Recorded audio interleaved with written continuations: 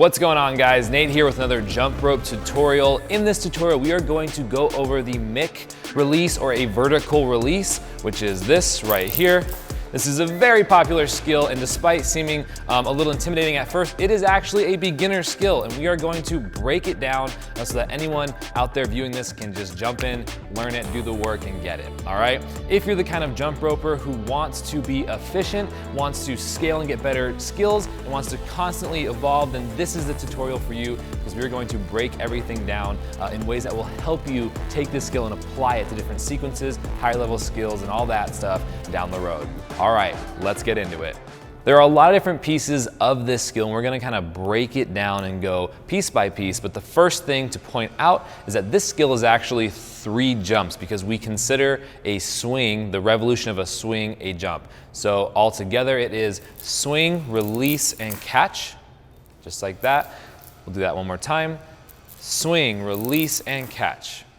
All right, next main tip. When we do the swing should be very vertical. Notice how the rope is right next to my body and it's staying very vertical. The rope comes around, boom, just like that. All right. Now the next main tip is hand positioning. So the hand that will be turning the release is going to cross your body. So if I do it on my left side, my right hand is going to go across my body. If I'm going to do the release on the right side of my body, my left hand is going to come across. The hand that is going to be letting go of the rope or releasing the rope is going to go right on top of my turning hand. So if I come around, my right hand goes across my body, my left hand goes right on top, just like that. There's 2 different ways to let go of the rope. We have a wrist pop and we have a throw. So the wrist pop is usually better with a rope that's got shorter handles, but you can do both versions of this release however you choose, and it's good to practice and be able to do both of them. So for the wrist pop, the neck of the rope or the top of the handle is going to sit right on top of your wrist with a little bit of tension so that you can pop right off of your wrist. So as the rope comes around, pop. This is the way I typically do my releases, but you can also do a throw. A throw is typically better with a long handle rope, and I'll show you right now. So when we have a long handle rope, it's still the exact same mechanic. Our handles are going to be placed in the same position, but rather than putting them on top and making a connection between the handle and the wrist, we're going to create some space. You can do about 6 inches to a foot of space, and that should be plenty. And when we throw the rope, it's almost like pulling a tissue out of a tissue box. Boom, flicking it up into the air. So the same exact mechanic, but we're not gonna contact our wrist.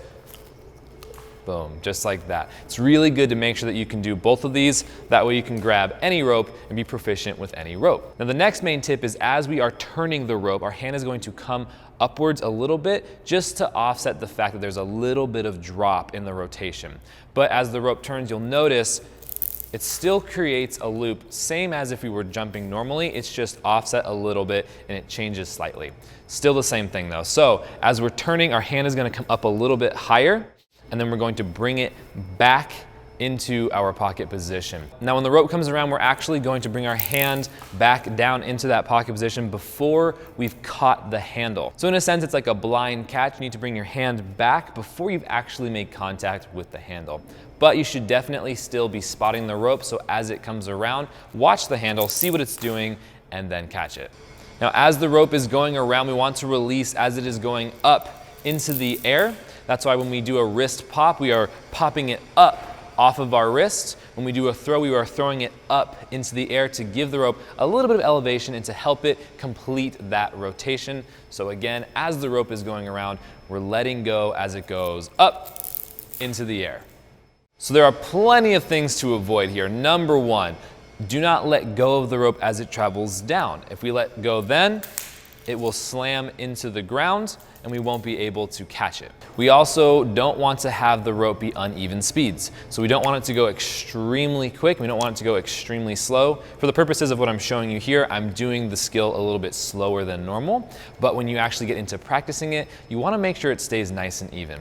We also want to avoid putting excessive tension on the wrist during a wrist pop or a throw, but specifically during a wrist pop, because if we pull too hard, it's going to launch the rope awkwardly and it's going to create a weird torque on the rope. We also want to make sure that our turning hand does not drift too far away from our body. We want to keep it compact. So when we turn, we don't want it to go way out in front and then have the rope bounce around. Now after that, as we're practicing, we don't want to forget to jump. It sounds pretty simple, but when we do this full mix skill, we want to make sure that we're jumping when we catch. So the rope comes around, jump like that. As you're practicing it, it's 100% okay to do the spin and then catch it into a toe catch to get used to it. But as soon as you start to get close to catching, remember to do that jump. Again, it's like a blind catch. So as the rope comes back into pocket position, you need to jump and catch and bring your hands back into place.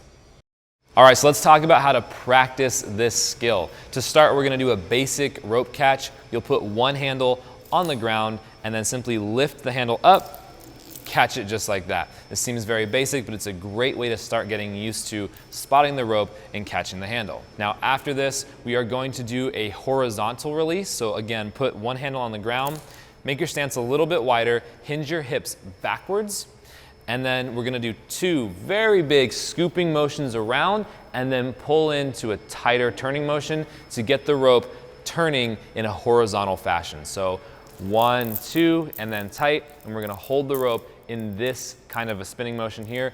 I want you guys to make sure that we're only doing one loop, one very large loop. If you're turning with your right hand, you're going to be turning clockwise. If you are turning with your left hand, you are going to be turning counterclockwise like so.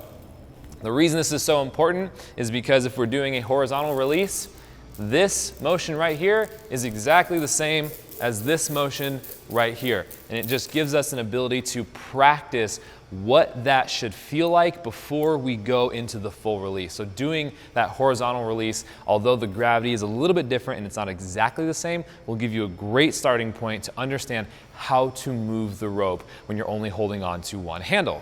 Once you can do the horizontal spin easily and hold that for a good period of time, we're going to hold a vertical spin. So you'll put one handle on the ground, and from the ground, we're going to try to lift up and maintain this as so. We want to hold this position. Any bobbles that happen in the rope, we want to try to recover and hold this so we can get used to what it feels like to spin the rope vertically.